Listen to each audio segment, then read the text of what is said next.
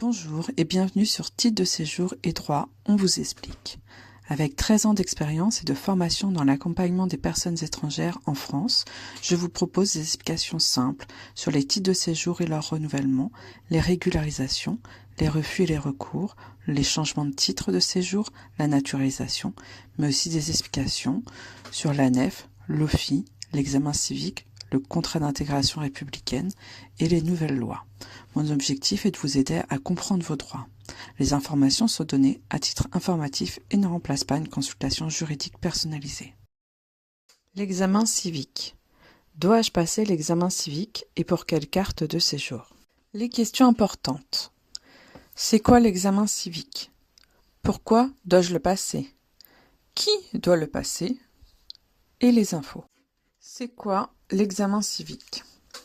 C'est un nouvel examen qui a été mis en place par une loi de janvier 2024, mais qui est obligatoire seulement depuis le 1er janvier 2026 pour la demande de certaines cartes de séjour.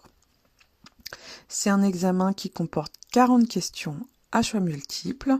Il y a 4 propositions de réponse, il faut en choisir une.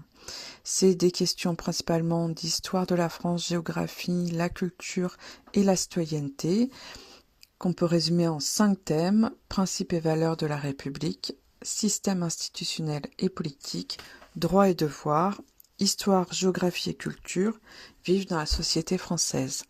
Il faut 32 bonnes réponses pour réussir l'examen. C'est un examen qui dure 45 minutes, il se fait sur tablette ou sur ordinateur. Pourquoi dois-je le passer? L'examen civique doit se passer dans 3 situations différentes. La première, c'est quand vous souhaitez faire votre première demande de carte pluriannuelle. C'est vraiment pour la première. Si vous avez déjà une carte pluriannuelle et que vous souhaitez la renouveler, il n'y a pas besoin de passer l'examen. C'est uniquement dans les premières demandes. La deuxième situation, c'est quand vous souhaiterez faire votre première demande de carte de résident. Et enfin, quand vous souhaiterez faire une demande de naturalisation. Ce sont 3 examens différents, c'est le même système pour les 3, 40 questions à choix multiples, mais pour la demande de carte de résident, les questions sont un peu plus difficiles que pour la carte pluriannuelle, et pour la naturalisation, encore un petit peu plus difficile. À chaque examen, vous recevrez une attestation de réussite avec la mention soit carte pluriannuelle, carte de résident ou naturalisation.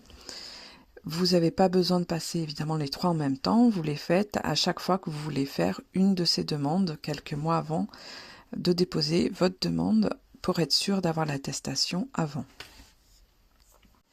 Qui doit le passer? Tout le monde doit passer l'examen civique, sauf 5 situations différentes.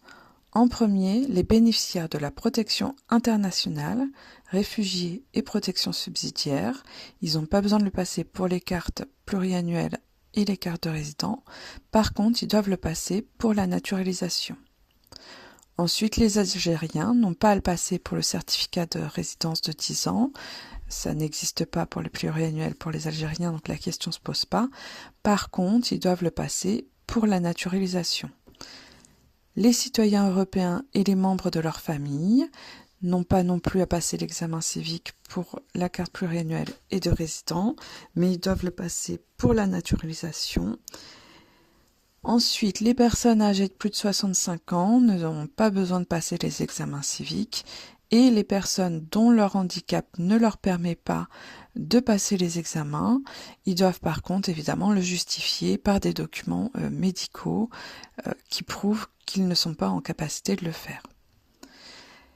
Attention, les personnes ayant une carte de séjour visiteur, stagiaire ICT, travailleur temporaire, jeune au pair, n'ont pas à passer l'examen civique, mais parce qu'en fait, ils n'ont pas le droit de demander de carte pluriannuelle ou résident avec ces titres-là. Si par contre, par la suite, ils feront un changement de statut pour un autre titre, à ce moment-là, quand ils voudront demander une carte pluriannuelle, ils passeront l'examen civique également. Les infos supplémentaires. L'examen civique se passe dans des centres d'examen spécifiques. Il y en a dans chaque département. Vous pouvez trouver les centres d'examen sur les sites de France Éducation Internationale et CCI Paris Île-de-France. Ou sinon dans Google, vous tapez Centre Examen Civique et le nom de la ville et en général, vous trouvez l'info assez facilement. L'examen est payant, il peut varier entre 60 € et 90 € en fonction des centres et des villes. Ça va peut-être évoluer avec le temps, mais aujourd'hui c'est à peu près les tarifs.